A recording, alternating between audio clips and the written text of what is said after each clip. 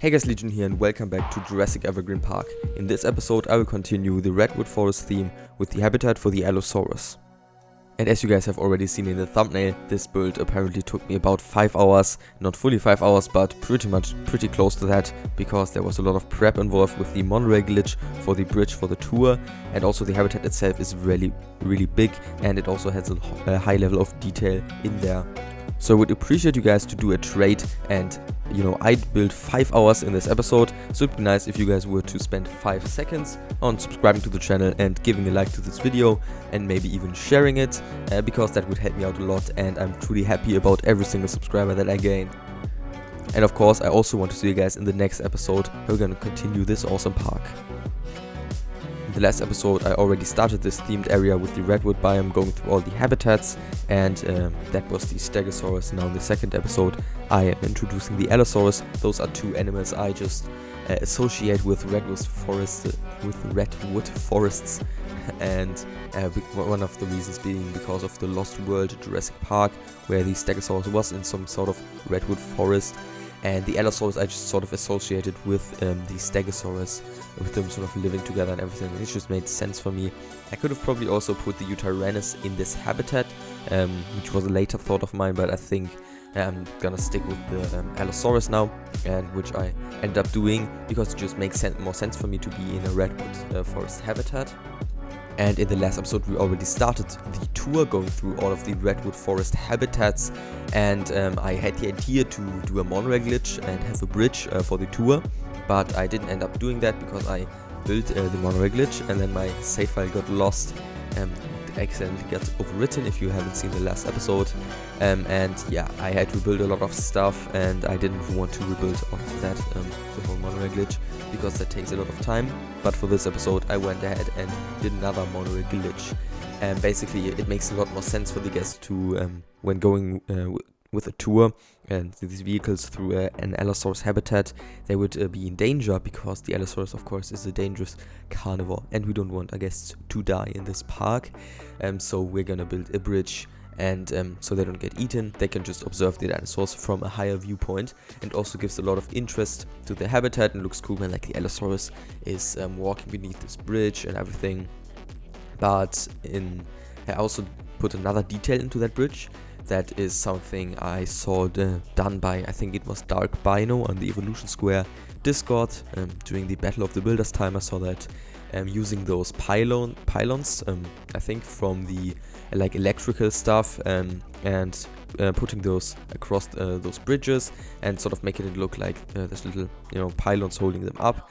And I decided to use the Jurassic Park ones, and I think it looks quite cool, and adds a lot of more detail to that, because when you do a bridge for a truck tour, you don't have the pillars at the bottom because they get removed. If you don't know how the monorail glitch works, I would probably recommend you guys to watch a video by Evolution Square. She did a lot of very detailed videos on how to pull off the monorail glitch, and also how to apply that monorail glitch and what you can do with it. So basically what the monorail glitch allows you to do is you can place terrain and buildings and everything inside of the monorail track. Basically it doesn't have a hitbox anymore.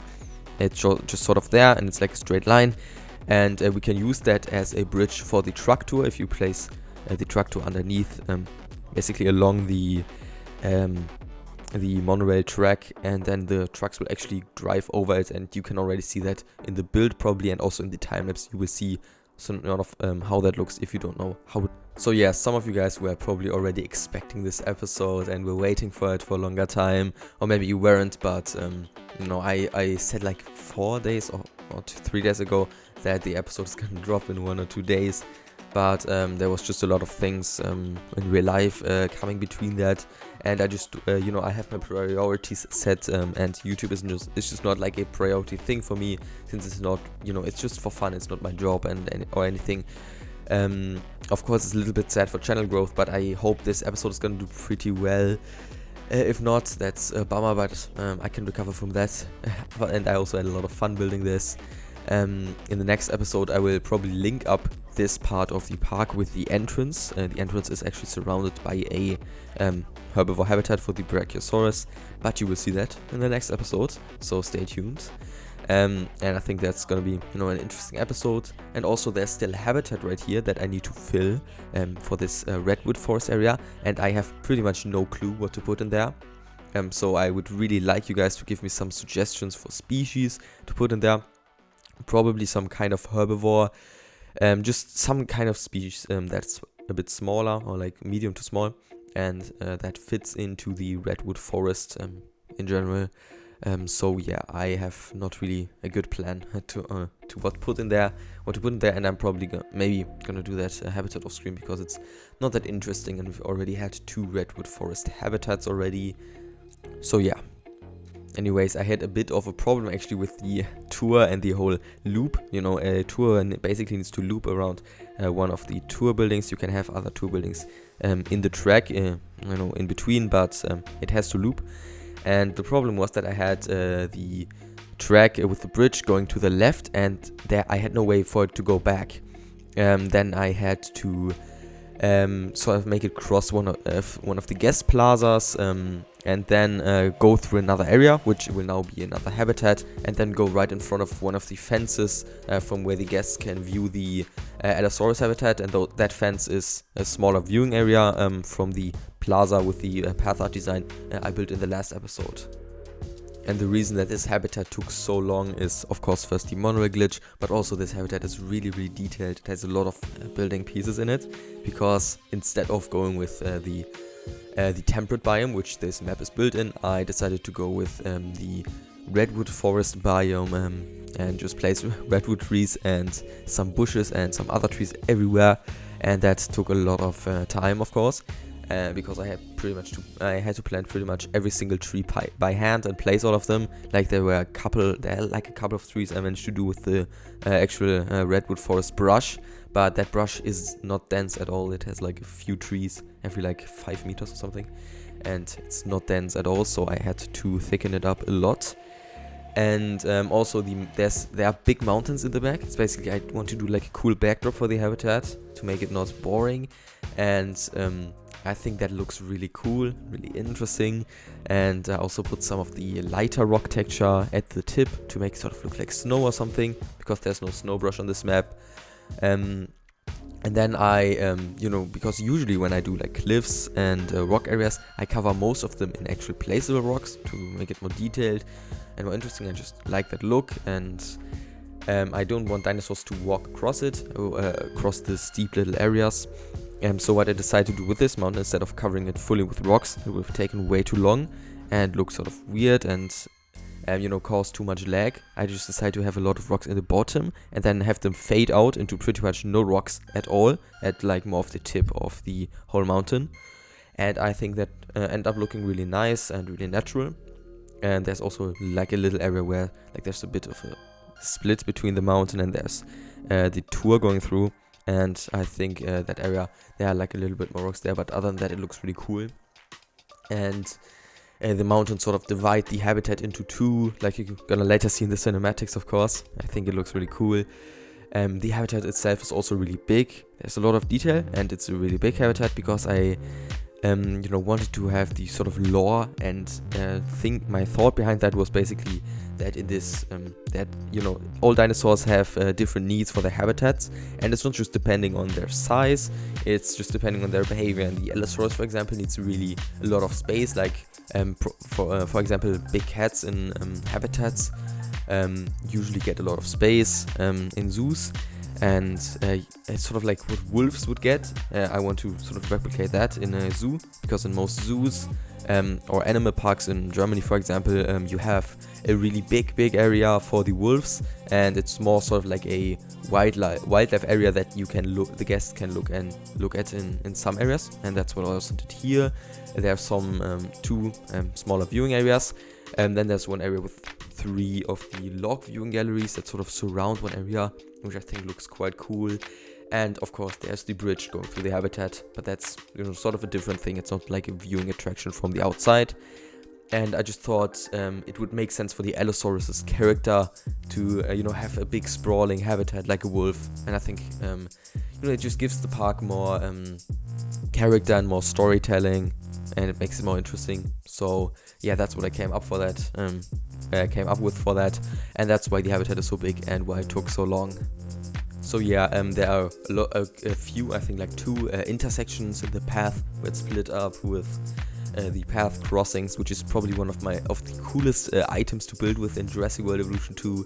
If you don't know what item I'm talking about, it's like the little sort of pavement area that crosses path and truck tour. And I think it's just a lot of fun to have plazas that are like split, and also did that in the back right there in one of the plazas that is linked up to the viewing galleries. And I think that makes the plaza a whole lot more interesting. And one of the halves is already decorated and built, and the other half will be built in the next episode, and will probably overlook the Brachiosaurus habitat and the entrance in general. But now coming back to some of my community posts, especially one of them that was me asking you guys if you wanted shorter cinematics or still the longer cinematics that I'm doing now, like regular length, or if you want even longer cinematics, because I've seen in the YouTube statistics that there is always like a drop off at the end when I'm doing the cinematics of view time, and I'm not sure if it's worth it, but like most of you guys said, like 70% or something said they want to keep the long cinematics. And I think I'm gonna try a shorter cinematics for like 1 or 2 episodes, but not this one, because the build is so, like, I really want to showcase this build. It just wouldn't do it justice to have shorter cinematics, and so there's quite a lot of footage in here. I think a good amount, so you can look at that. And also one day probably I will upload this park to Nexus mods, which, if you guys know, it's like the platform where you get modding. And you can also download Jurassic World Evolution 2 maps over there. And yeah, I am probably gonna upload my park there, so you can look at all of the things in detail. But for now, you're gonna have to stick to the cinematics. And yeah, I think I'm gonna test out shorter cinematics sometime. But for now, I'm gonna stick with the longer cinematics.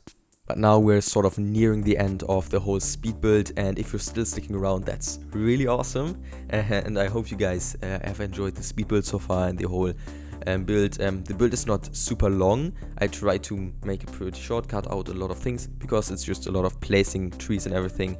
But the build took really long. It's just not a lot of footage that I put in the episode and that I want to show you guys, because I don't want to make the episodes too long.